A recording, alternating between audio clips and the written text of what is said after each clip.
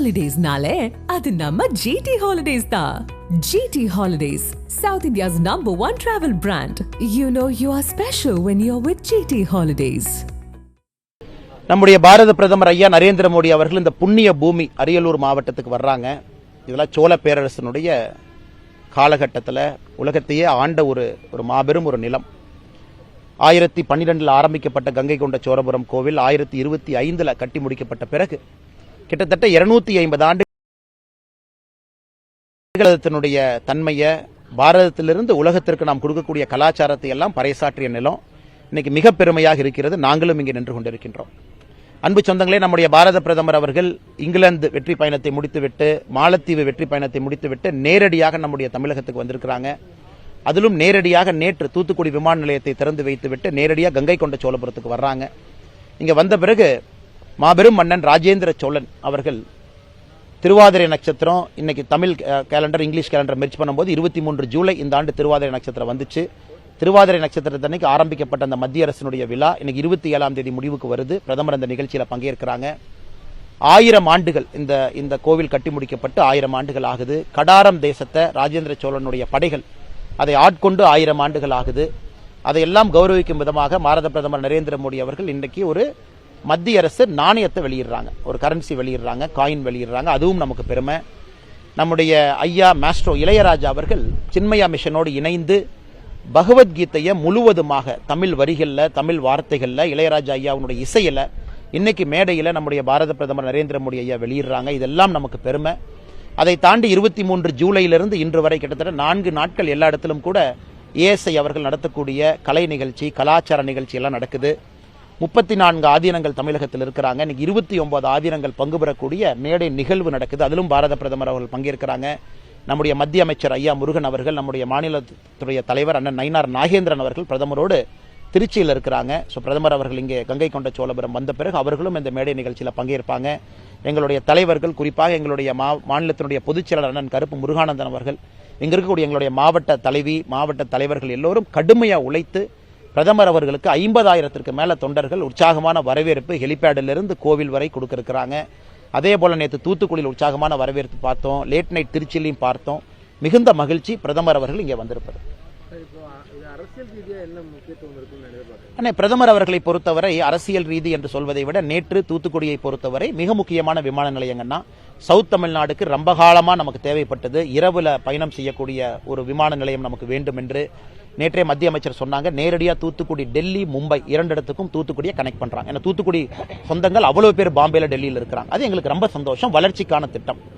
அதையெல்லாம் தாண்டி national highway திட்டங்கள் பார்த்தீங்க 4000 கோடி ரூபாய்க்கு மேல, அதுவும் எங்களுக்கு சந்தோஷம். ஆனால் இன்னைக்கு பிரதமருடைய இந்த விசிட்டை பொறுத்த வரைக்கும் தமிழகத்தினுடைய கலாச்சாரத்தை உலகுக்கு பறைசாற்ற வேண்டும் என்கின்ற ஒற்றை நோக்கத்தோடு வர்றாங்க. தருமபுரி ஆதீனம் இங்கிருந்து 30 கிலோமீட்டர் தொலைவில் இருக்கு. 1947 தருமபுரி ஆதீனம் ஐயா ராஜாஜி ஐயா மூலமாக மவுண்ட் பேட்டன் அவர்களுக்கு கொடுக்கப்பட்ட செங்கோல் நேரு ஐயாக்கு போச்சு. இன்னைக்கு அந்த புதிய செங்கோல் பாராளுமன்றத்தினுடைய மைய கட்டடத்தில் நாம் வைத்திருக்கின்றோம். இன்னைக்கு பிரதமர் இங்கே வருவது மூலமாக, சோழ தேசத்திற்கு வருவது மூலமாக அந்த செங்கோலுடைய மகிமை மறுபடியும் உலகுக்கு பறைசாற்றுறாங்க. இரண்டாவது, அரியலூர் மாவட்டத்தில் கங்கை கொண்ட சோழபுரம் உலகத்தினுடைய வரைபடத்தில் ஒரு பெரிய புள்ளியாக இடம்பெற போகுது. இந்த டூரிஸ்டோட இன்ஃப்ளோ இப்பவே கோவில்ல நம்முடைய சாமி சொன்னாங்க, கடந்த 1 மாத காலமாக மக்களுடைய வரவு ரொம்ப அதிகமாக இருக்குன்னு. மக்கள் வரவு அதிகமாகும், இந்த பகுதி முழுவதுமே டெவலப் ஆகும். கங்கை கொண்ட சோழபுரம் இன்னைக்கு மிகப்பெரிய அளவில் வளர்ச்சி இருக்கும். அதையெல்லாம் தாண்டி சோழ பேரரசனுடைய பாரம்பரியம், தமிழகத்தினுடைய கலாச்சாரத்தை நம்ம பறைசேற்றோம். எத்தனை அரசர்கள் பாரதத்தில், கடாரம் தேசம், இன்னைக்கு இருக்கக்கூடிய கம்போடியா, இன்னைக்கு இருக்கக்கூடிய மியான்மர், இன்னைக்கு இருக்கக்கூடிய தாய்லாந்து, அங்க போய் 1000 ஆண்டுகளுக்கு முன்பு ஒரு தமிழன் இங்கிருந்து ஒரு ஆதிக்கத்தை செலுத்தி வெற்றி கொண்டு 100 ஆண்டுகள் கடாரத்தை ஆட்சி பண்ணியிருக்கிறோம். சோழ பேரரசை பொறுத்தவரை பூம்புகார், இன்னைக்கு இருக்கக்கூடிய நாகப்பட்டினத்தில் நம்முடைய கடல் வலிமையை காட்டியிருக்கும். இதெல்லாம் ஒரு தமிழனுக்கும் பெருமை. ஆனால் பிரதமரை பொறுத்தவரை ஒரு சோழ அரசனை இந்தியாவினுடைய அரசனாக, பாரதத்தினுடைய அரசனாக, பாரதத்தினுடைய ஒரு பறைசாற்றக்கூடிய ஐக்கானாக பார்த்து இந்த உலகம் முழுவதும் கொண்டு போறாங்க. இதெல்லாம் கூறுகள், அரசியல் என்று நான் சொல்லவில்லை. சகோதரர் கேட்ட கேள்விக்கு இதெல்லாம் பாசிட்டிவ் அவுட்கம்ஸ்.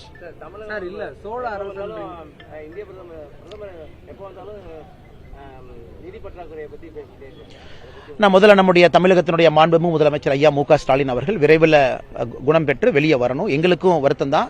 நம்முடைய பிரதமர் அவர்கள் வந்து பொழுது நம்முடைய முதலமைச்சர் அவங்க வந்து வரவேற்றிருக்கணும். ஆனால் காலத்தினுடைய சூழ்நிலை, முதலமைச்சர் அவங்க வரக்கூடிய சூழ்நிலையில் இல்லை. இருந்தும் மக்களுக்கு இந்த மீடியா மூலமாக தெரியப்படுத்துகின்றேன். கடந்த முறை ராமநாதபுரம் வந்த பொழுது கூட நம்முடைய முதலமைச்சர் அவர்கள் ஊட்டியில் இருந்தாங்க. அது வேறங்கன்னா, பட் இன்னைக்கு அவங்க முதலமைச்சருக்கு உடம்பு சரியில்லை. ஸோ நேரில் எப்பொழுதுமே ஒரு முதலமைச்சர் பிரதமரை சந்திச்சா நல்லதுன்னு நினைக்கிறவங்க நாங்க. அதை தாண்டி ஒரு மாநிலத்தினுடைய உரிமை அதெல்லாம் கொடுக்கறதுக்கு முதலமைச்சருக்கு எல்லா அருகதையும் இருக்கு. முதலமைச்சர் கொடுக்கணும். அது முதலமைச்சர் தான் நம்முடைய கவர்ன் பண்ற ஒரு மனிதர். ஆனா இந்த விஷயத்தை பொறுத்தவரை நரேகால பற்றாக்குறை, அவங்க கொடுத்திருக்கக்கூடிய மனுவில் பத்திரிகை நண்பர்கள் கேட்டாங்க, நரேகா எங்களுக்கு என்ன பணம் வேண்டும், 100 நாள் வேலைவாய்ப்பு திட்டம். சகோதரர்களுக்கு தெரியும், இந்தியாவில் அதிகமாக 100 நாள் வேலைவாய்ப்பு திட்டத்துக்கு பணம் கொடுத்ததே தமிழகத்திற்கு தான். நம்மை விட உத்தரப்பிரதேசத்துக்கு 3 பட்டு மக்கள் தொகை அதிகமா இருக்கு, 3 மடங்கு. ஆனா உத்தரப்பிரதேச விட தமிழ்நாட்டுக்கு 100 நாள் வேலைவாய்ப்பு திட்டத்தில் அதிக பணம் நம்ம 11 ஆண்டுகளில் செலவு பண்ணியிருக்கோம். இரண்டாவது சர்வசிக்ஷா அபியானை பத்தி பேசியிருக்கிறாங்க. நமக்கு தெரியும், அதில் இருக்கக்கூடிய அரசியல் நமக்கு தெரியும், கையெழுத்து போட்டோம் போட மாட்டோம் அதெல்லாம் நமக்கு தெரியும். மத்திய அரசை பொறுத்தவரை எங்கேயும் பணத்தை கொடுக்க வேண்டும், தடுக்க வேண்டும் என்பது நம்முடைய நோக்கம் அல்ல. அதனால் முதலமைச்சர் அவர்களும் ஆரோக்கியமான அரசியலை செய்து தமிழகத்தினுடைய வளர்ச்சிக்காக அவர்கள் பாடுபட வேண்டும். பாரதிய ஜனதா கட்சி நாங்கள் கூட நிற்கிறோம், அதில் எந்த மாற்று கருத்தும் இல்லை. அதனால் இன்னைக்கு முதலமைச்சர் மருத்துவமனையில் இருக்கும்போது நான் ரொம்ப அரசியல் பேசினா தப்பா போயிருங்கண்ணா. கூட்டணி அமைந்ததுக்கு பிறகு பிரதமர் வரும்போது சரி, இந்த அதிமுக பொதுச் செயலாளர் பிரதமருடைய தனிப்பட்ட சந்திப்பு இருக்கும்னு எதிர்பார்த்துட்டு இருந்தாங்க. நேரம் கொடுக்கலையா அவருக்கு எடப்பாடி பழனிசாமி? ஆனா எனக்கு தெரியலீங்கண்ணா, எனக்கு கட்சி தெரியாது. நேற்று நம்முடைய மாண்புமிகு மத்திய அமைச்சர் முருகன் ஐயா அவர்கள், நயினார் அண்ணா அவங்க திருச்சியில் இருக்கிறாங்க பிரதமரோடு. என்னுடைய வேலை இந்த நிகழ்ச்சி காலையில் நம்ம தலைவர்களுடைய பார்த்து விட்டு செல்லணும். கட்சிக்கு ஒரு பணி ஒருத்தருக்கு இருக்கு. அதனால எனக்கு அது தெரியலீங்கண்ணா, நான் கருத்து சொன்னா தவறா போயிருங்கண்ணா, எனக்கு தெரியல. அன்புமணி ராமதாஸ் இந்த பொன்னேரிய தூர்வாரத்துக்கு தமிழ்நாடு அரசு ஒரு 12 கோடி ரூபாய் நிதி வைக்கிறாங்க. இந்த நிதி பத்தாது, நீங்க பிரதமர் இங்க வர்றப்ப அவர்கிட்ட இன்னும் கூடுதல் நிதியை கேளுங்க அப்படின்னு சொல்லியிருந்தாங்க. இந்த பகுதியோட வளர்ச்சிக்கு எதுவும் மத்திய அரசு நிதி? நம்ம 2-3 விஷயங்கள் பாரதிய ஜனதா கட்சி கோரிக்கையை வச்சிருக்கிறோங்கன்னா, ஒன்று கட்சி சார்பாக ஆர்கியாலஜிக்கல் சர்வே ஆஃப் இந்தியா மத்திய அரசுக்கு இந்த கோவிலினுடைய வெளிப்புற மதில் சுவர் கிட்டத்தட்ட 150 ஆண்டுகளுக்கு முன்பு ஆங்கிலேயர்கள் அதை கொண்டு போய் இடிச்சு அந்த கல்லை கொண்டு போய் கல்லணையை சரி பண்றதுக்கு அந்த கல்லை பயன்படுத்திக்கிறாங்க. நாங்கள் ஏசிட் என்ன சொல்லியிருக்கோம்னா, பழையபடி கம்பீரமாக மதில் சுவரை நீங்கள் கட்டி கொடுக்கணும் அப்படிங்கிற முதல் ஒரு வேண்டுகோள் வச்சிருக்கிறோம். இரண்டாவது, கங்கை கொண்ட சோழபுரத்தில் ராஜேந்திர சோழனுக்கு ஒரு பெரிய சிலையை எழுப்ப வேண்டும் என்று சொல்லியிருக்கின்றோம். அது ஒரு சிறப்பாக இருக்கணும் அப்படின்னு நம்மளுடைய கோரிக்கை நாமளும் வச்சிருக்கோங்கண்ணா. மூணாவது, இந்த பொன்னேரியை பொறுத்தவரை நமக்கு தெரியும், அது ஒரு ஜலஸ்தம்பம். அந்த காலத்தில் 1000 ஆண்டுகளுக்கு முன்பு உருவாக்கப்பட்ட ஒரு செயற்கையான ஒரு ஏரி. 1000 ஆண்டுகளுக்கு முன்பு மிகப்பெரிய ஏரி, இந்த மக்களுக்கெல்லாம் பெரிய பயனாக இருக்கக்கூடியது. இன்னைக்கு தமிழக அரசு கொடுக்கிற ஃபண்டு பற்றாக்குறையா இருக்கு. தமிழக அரசு உங்களுக்கு தெரியும், நீர்வளத்தை பொறுத்தவரை மாநில அரசுக்கு உரிமை இருக்கு, அவங்க ஃபண்டு கொடுக்கணும். ஒருவேளை பற்றாக்குறையா இருக்குன்னா எங்களுடைய தலைவர் கருப்பண்ண இருக்கிறாங்க, மாவட்ட தலைவர் அக்காலா இருக்கிறாங்க, அவர்கள் மூலமாக நாங்க மத்திய அரசுகிட்ட எடுத்துட்டு போறோம். இதுல எந்த அரசியலும் இல்லைங்கன்னா, அன்புமணி என்ன சொல்லியிருக்கிறாங்க, ஒருவேளை நிதி பற்றாக்குறை இருக்குன்னா நாங்களும் நின்று அதை பெற்றுக் கொண்டு வருகின்றோம்.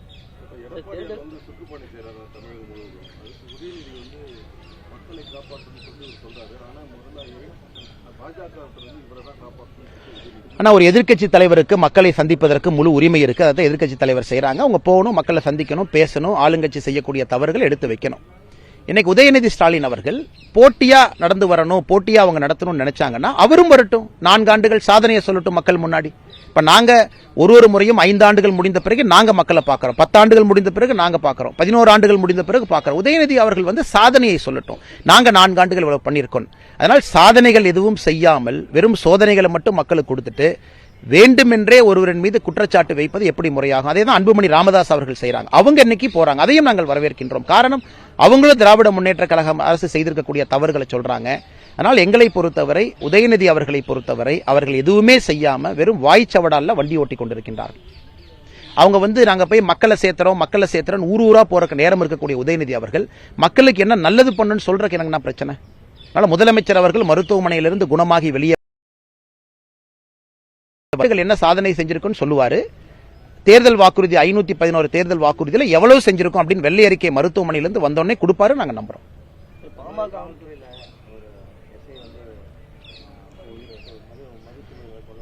ரொம்ப ரொம்ப கஷ்டங்க ஐயா, பாவம்.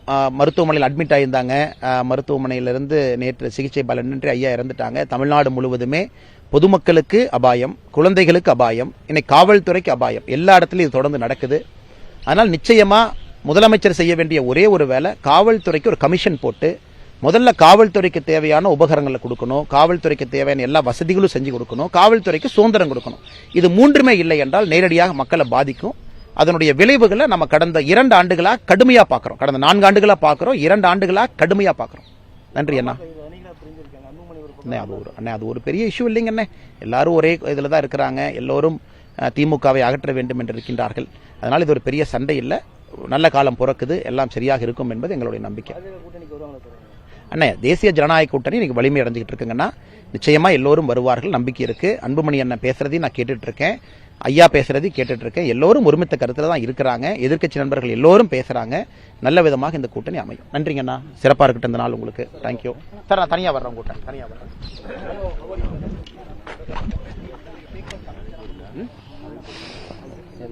Holidays nale adu namma GT Holidays da. GT Holidays, South India's #1 travel brand. You know you are special when you're with GT Holidays.